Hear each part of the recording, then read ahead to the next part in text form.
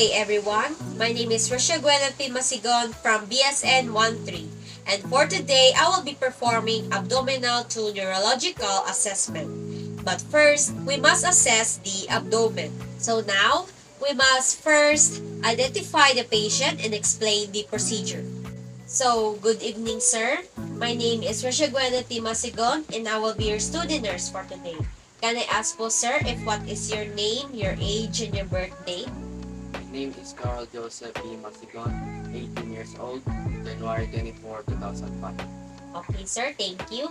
Can I ask po, sir, if what language po do you prefer? Kung Tagalog po ba? Kung English, Aklanon, or halo lang, sir? Okay, halo, sir. Today po, sir, is conduct po tayo ng abdominal to neurological assessment. Naka-experience ka na po ba, sir? Di pa. Di pa. So, first time niyo po, sir. Ah, Okay. So, today po, sir, is magpo-perform po ako sa iyo ng abdominal to neurological, which means abdominal po is nakahiga ka po, and then i-inspect po natin yung abdomen mo if there's any enlargement of organs, kung normal naman po siya, and also walang swollen and redness, sir. And pagdating din po sa musculoskeletal nyo rin po, sir, is ma-determine po natin if symmetrical po ba yung muscles mo, or may swollen ba, may lumps, may asymmetrical po, sir. And lastly po, sir, is neurological nyo po, which is ma-determine po natin, sir, yung kung gaano po kalinaw or gaano po lakas po yung memorya niyo po. Is that okay with you, sir? So now, let us proceed to abdomen. First, we must close the door and the curtain to provide privacy. Then next is to perform hand hygiene and wear gloves.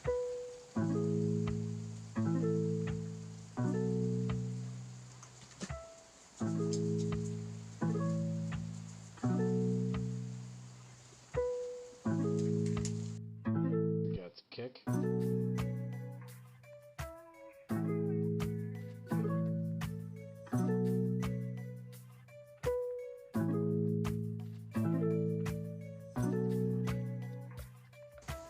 Then, after that is to inspect the abdomen for skin integrity.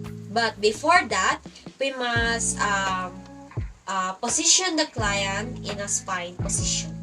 So, sir, higa ka lang po, sir, kung pwede. Pwede ko ba, sir, i-alsa yung i-gabong, sir? Sir, thank you.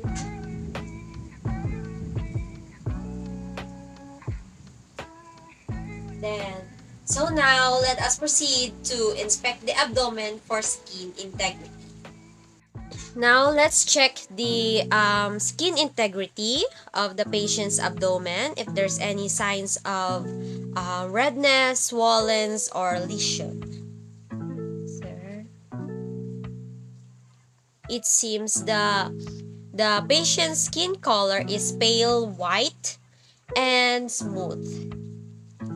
Gets kick.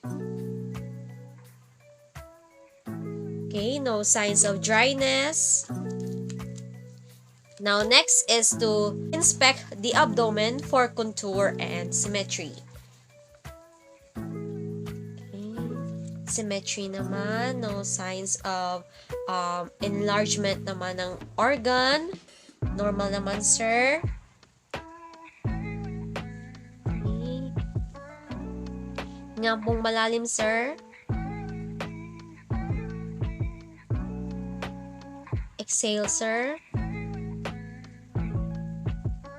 Sir. Exhale. Okay. Normal naman po, sir. Then next is to auscultate the abdomen for bowel sounds. So, we will now use na po stethoscope po nito, sir, and ma-determine po natin kapag if there's any abnormal sounds po dito sa tiyan mo po. Is that okay with you, sir? Okay? Kung bang matanong, sir, kung masakit ba po ba yung tiyan mo? Hindi. Naman, sir. Nakakain ka rin po ba, sir? Okay. Then, next is to auscultate the abdomen for bowel sound, and so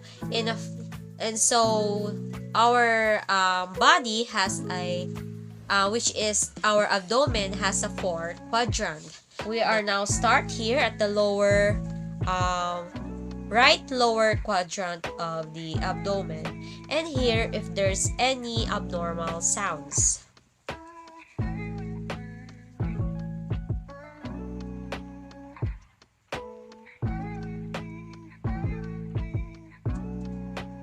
It seems naman po, sir, na may normal sounds naman po, as well as may narinig po ako ng borborygmus, sir, which is po, gutom po ba kayo, sir? Oo. Okay?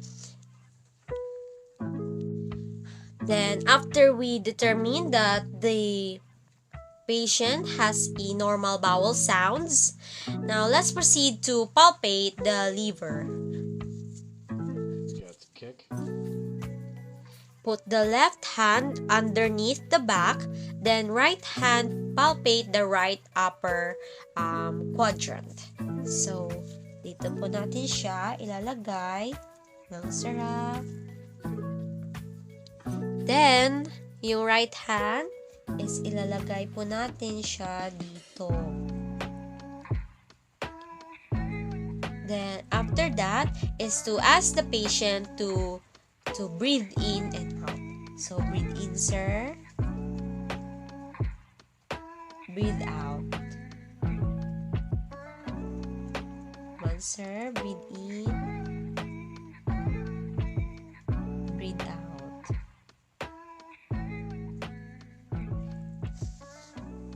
Okay, normal naman po, sir. Yung liver niyo po, sir, is nagbabrush po siya kapag nagbe-breathe in and nagbe-breathe out din po kayo, sir. So, all in all, sir, ng abdomen niyo po is normal. After we inspect the abdomen and auscultate if there's any bowel sounds and palpate the liver, let us now proceed to evaluate all the findings that we found and then document it afterwards. So today, sir, is wala naman po kung nakikitang abnormalities, sirs. Yung skin color yun po, sir, is okay naman, smooth din, and yung pag pinapapalpate ko po yung liver nyo po is sa-slide din po siya pag nag-breathe in, breathe out kayo, and normal naman po yung bowel sounds nyo, and yung sinabi ko po kanina, may narinig po akong borborygmus, which is po signs po na gutom po kayo. And last is yung abdomen nyo po, symmetrical din po siya, no signs of enlargement of organ.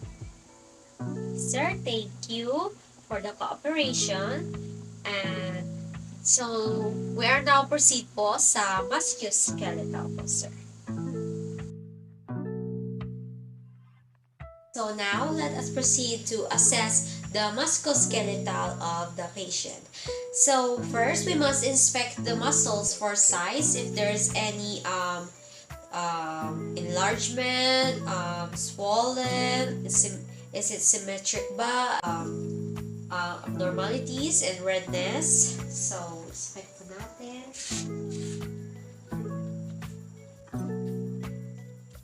Okay. Normal naman, sir.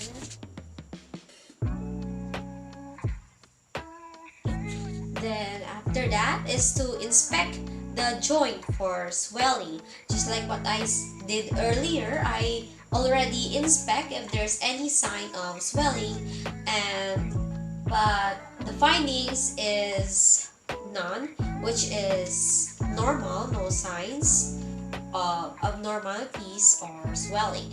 Now, next is to palpate each joint for tenderness, smoothness of movement, swelling, crepitation, and presence of nodules. So, I'm gonna do is to move the patient's muscles, each part of its body to flexion, um, pronation or spination and such. So, sir, pwede mo pang gawin yan, sir. Sir, yan sa right side niyo po, sir. Pwede niyo pang gawin po to, sir. Okay. Then, how about po yung ganito, sir? Down, sir. Okay. Kamay niyo po. Pronation. Pronation. Spination.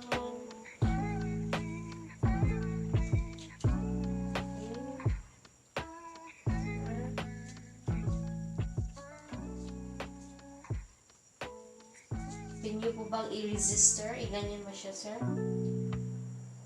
Okay. Meron siyang resistance. Next is to palpate each joint.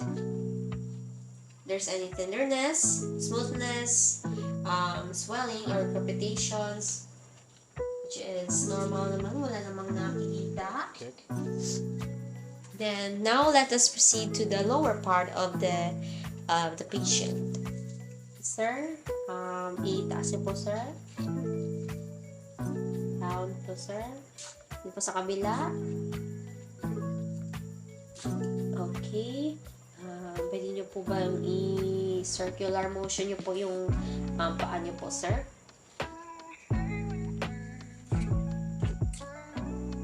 How about po dito niyo po sa kabila, sir?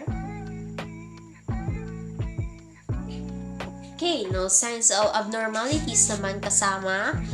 Wala naman akong nakikita ang abnormal findings. Now, let's proceed to palpate the bones of the patient. When we palpate the bones, let us check if the bone is no displacement of cartilage or bones. So, yun siya.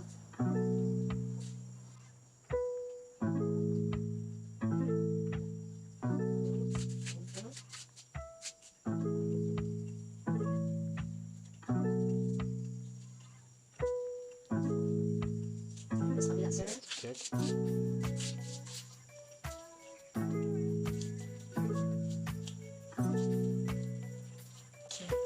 Then, so after we assess all the findings, we already evaluate and record the findings that we had to the patient, then document it to the patient, as well as the time and date of like what time did you assess the patient, and also what date did you assess the patient. So, sir, ngayon pong Monday is nag-conduct na po ako sa iyo, sir, ng assess ng abdomen, ng musculoskeletal. Wala naman pong abnormal findings, wala naman pong swelling, displacement of cartilage or bone. Intact naman po siya, sir, and no signs of redness and presence of nodules.